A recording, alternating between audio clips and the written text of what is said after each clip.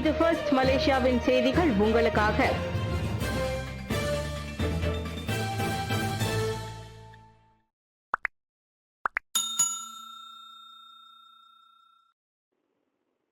பர்சத்துவின் 6 முன்னாள் எம்பிக்கள் தொடர்ந்து நாடாளுமன்ற உறுப்பினர்களாக இருந்து வருவர். சபாநாயகர் முடிவு. பிரதமர் ஸ்ரீ அன்வார் இப்ராஹிமிற்கு ஆதரவு தெரிவித்ததற்காக பர்சத்து கட்சியில் இருந்து நீக்கப்பட்ட அதன் 6 முன்னாள் எம்பிக்கள் தொடர்ந்து நாடாளுமன்ற உறுப்பினர்களாக இருந்து வருவர்.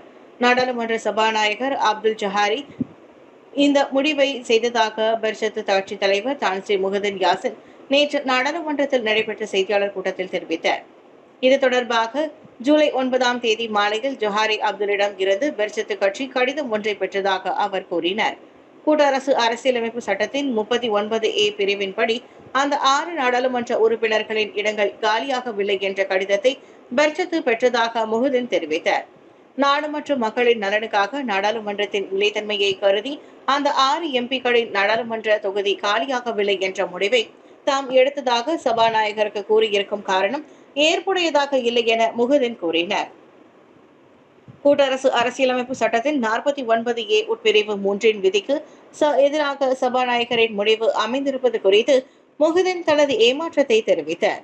நாட்டின் அரசியலமைப்பு சட்டத்தையும் கூட்டரசு அரசியலமைப்பு சட்டத்தையும் தற்காக்கப் போவதாக உறுதிமொழி எடுத்துக் கொண்டுள்ள சபாநாயகரின் முடிவு மற்றும் அவரது நிலைப்பாடு குறித்து அவர் தெரிவித்திருந்த காரணங்கள் ஏற்றுக்கொள்ள முடியாத ஒன்று என முகுதின் சுட்டிக்காட்டினார். 51.7 மில்லியன் பயிற்சி மானியம் தவறாக பயன்படுத்தப்பட்டதா? மனிதவள அமைச்சர் மறுப்பு. கெராக் இன்சான் கெமிலாங் மானியத்தில் 51.7 மில்லியன் ரிங்கிட் தவறாக பயன்பட்டதாக கூறப்படும் குற்றச்சாட்டை மனிதவள அமைச்சர் ஸ்டீபன் சிங் மறுத்தார். கடந்த வாரம் நாடாளுமன்றத்தில் தாக்கல் செய்யப்பட்ட HRD கார்டு தொடர்பான தேசிய தணிக்கை அறிக்கையில் அந்த முறைகேடு சுட்டிக்காட்டப்பட்டுள்ளது. எனினும் அந்த நிதி 315 பயிற்சி வழங்குநர்களுக்கு வழங்கப்பட்டது.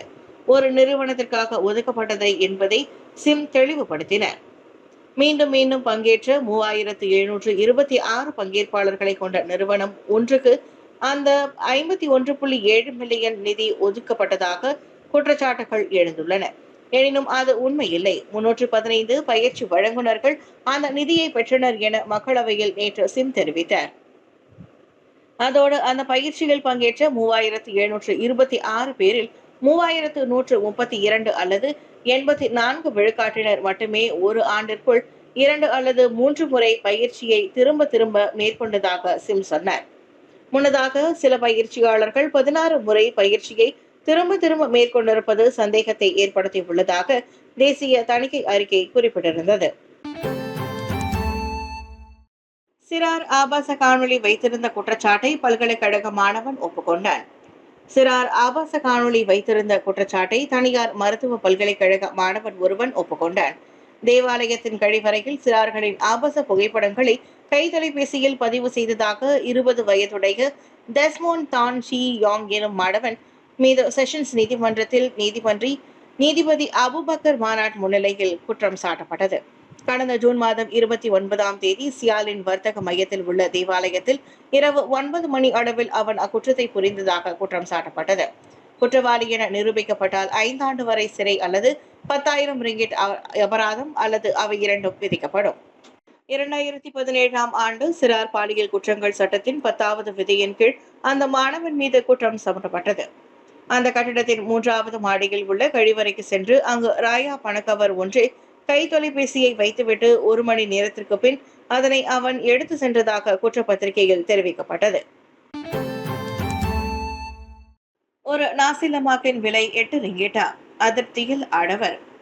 சபா சுக்கெனிங்காவில் உள்ள சாலையோர உணவு கடையில் விலை கேட்காமல் நாசிலமாக் ஒன்றை வாங்கிய நபர் ஒருவருக்கு எதிர்பாராத அதிர்ச்சியாய் அமைந்தது அதன் விலை. பொதுவாகவே ஒரு முழு முட்டை வைத்த நாசிலமாக்கின் விலை 5 ரிங்கிட்டிற்கு குறைவாகத்தான் இருக்கும். ஆனால் இங்கோ அவருக்கு 8 ரிங்கிட்டிற்கு ஒரு பொட்டல் நாசிலமாக் விற்கப்பட்டிருக்கிறது. இந்த விலையால் ஆத்திரமடைந்த அந்நபர் தனது எக்ஸ் வலைத்தளத்தில் வாங்கிய நாசிலமாக்கின் படத்தோடு ஒரு நாசிலமாக் இவ்வளவு விலையா என தனது அதிருப்தியை வெளிப்படுத்தியுள்ளார். இப்பதிவு வைரலாகி சமூக வலைதளவாசிகளிடையே பலவிதமான கருத்துகள் பகிரப்பட்டு வருகிறது. போலீஸ்காரரை மோத முயன்ற வேன் ஓட்டுநர் கைது. Penang Tun doctor Lim Chong Eu நெடுஞ்சாலையில் சோதனை நடவடிக்கையின் போது போலீஸ்காரர் ஒருவரை மோத முயன்ற வேன் ஓட்டுநரை போலீசார் துரத்தி பிடித்தனர். சுமார் 5 கிலோமீட்டர் அந்த வேனை துரத்தி சென்று அதன் டயரில் துப்பாக்கிச்சூடு நடத்தப்பட்டதால் அந்த வேன் சாலையோரத்தில் கவிழ்ந்ததை தொடர்ந்து 36 வயது ஆடவன் கைது செய்யப்பட்டான். போக்குவரத்து போலீஸ் கிளையை சேர்ந்த போலீஸ் குழுவினர் நேற்று காலை 8 மணி அளவில் வர்த்தக சோதனை நடவடிக்கையில் ஈடுபட்ட போது இச்சம்பவம் நிகழ்ந்ததாக பினாங்கு பாரத் தயா மாவட்ட போலீஸ் தலைவர் கமருல் ரிசால் ஜனால் வெளியிட்ட அறிக்கையில் தெரிவித்தார். இந்த சம்பவத்தின் போது அந்த சந்தேக பேர் வழி ஓட்டிச் சென்ற வேன் சாலையோரத்தில் நிறுத்தி வைக்கப்பட்டிருந்த மற்றொரு வேனில் மோதியது. அந்த ஆடவன் வாகனம் ஓட்டும் லைசென்ஸை கொண்டிருக்கவில்லை என்பதோடு மீதாபெத்தமைன் போதைப் பொருளை பயன்படுத்தி இருப்பதும் அவனிடம் மேற்கொள்ளப்பட்ட சிறுநீர் பரிசோதனையில் தெரிய வந்ததாக அவர் கூறினார். கொலை செய்ய முயன்றது மற்றும் அபாயகரமான போதைப் பொருள் சட்டத்தின் கீழ் தண்டனை சட்டம் 307வது விதியின் கீழ் அந்த ஆடவன் மீது விசாரணை நடத்தப்பட்டு வருகிறது. ஜூலை 14 STPM எனது முதல் தேர்வு நிகழ்ச்சி அரசாங்க உயர்கல்வி கூடத்திற்கு செல்ல வழிகாட்டும் குமிங். STPM எனது முதல் தேர்வு நிகழ்ச்சி அரசாங்க உயர்கல்வி கூடத்திற்கு செல்ல வழிகாட்டும் குமிங். பெடலிங் ஜெயா மலாயா பல்கலைக்கழக இந்திய பட்டதாரிகள் நடவடிக்கை குழுவான குமிங் அமைப்பு கடந்த 20 ஆண்டுகளாக மாணவர்கள் அரசாங்க பல்கலைக்கழகங்களை தேர்வு செய்ய பல ஆக்கப்பூர்வமான நடவடிக்கைகளை செயல்படுத்தி வருகிறது. உயர்கல்வி கூடத்திற்கு பாதை வகுக்கும் மெட்ரிகுலேஷன், பாலிடெக்னிக், தொழில் பயிற்சி கல்லூரி, STPM, ஆசிரியர் பயிற்சி கல்லூரி என பல வாய்ப்புகள் குறித்து மாணவர்களுக்கு ஒவ்வொரு ஆண்டும் மாநில வாரியாக பல நிகழ்ச்சிகளை நடத்தப்பட்டு வருகிறது.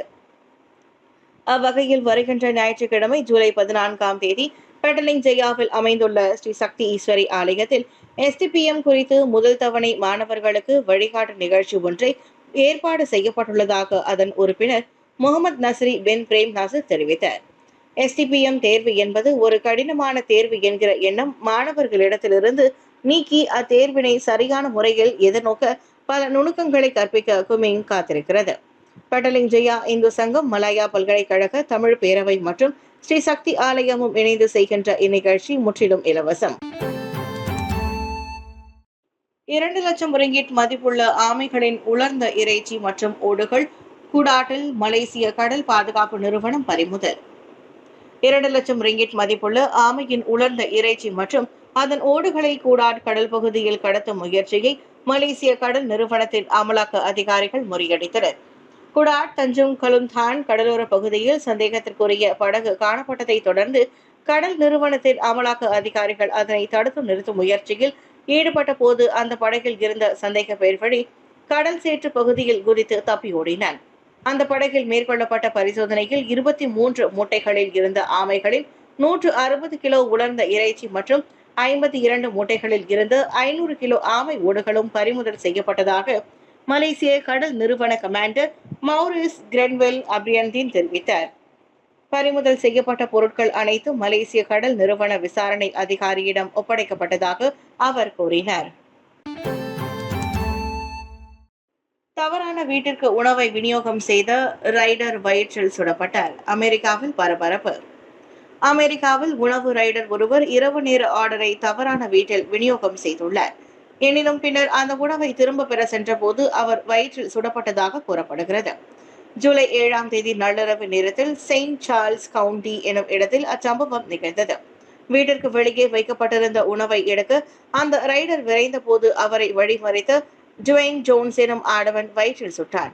அவசர அழைப்பு கிடைத்து சம்பவ இடத்திற்கு விரைந்த போலீசார் பலத்த காயங்களுடன் தரையில் விழுந்து கிடந்த ரைடரை உடனடியாக மருத்துவமனைக்கு கொண்டு சென்ற வேளை துப்பாக்கிச் சூட்டை மேற்கொண்ட ஆடவன் கைது செய்யப்பட்டான்.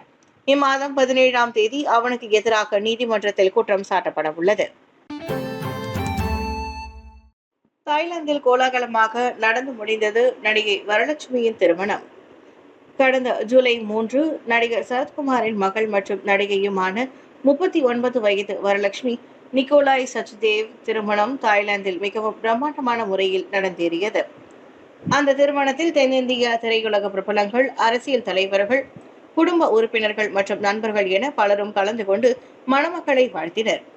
இவர்கள் இருவரும் பல வருடங்களாக நல்ல நண்பர்களாக பழகி ஒருவரை ஒருவர் நன்றாக புரிந்து கொண்டு தற்போது திருமண பந்தத்தில் இணைந்துள்ளனர். இவர்களின் திருமணத்தை தொடர்ந்து சென்னையில் திருமண விருந்து உபசரிப்பும் விமர்சையாக நடந்தேறியது. நிக்கோலாய் இதற்கு முன்பே கவிதா என்பவரை மணந்து சில கருத்து வேறுபாடு காரணங்களால் விவாகரத்தானவர். அவர்களுக்கு 14 வயதுடைய மகள் இருப்பதும் அவர் ஒரு திறமையான விளையாட்டு வீராங்கனை என்பதும் குறிப்பிடத்தக்கது.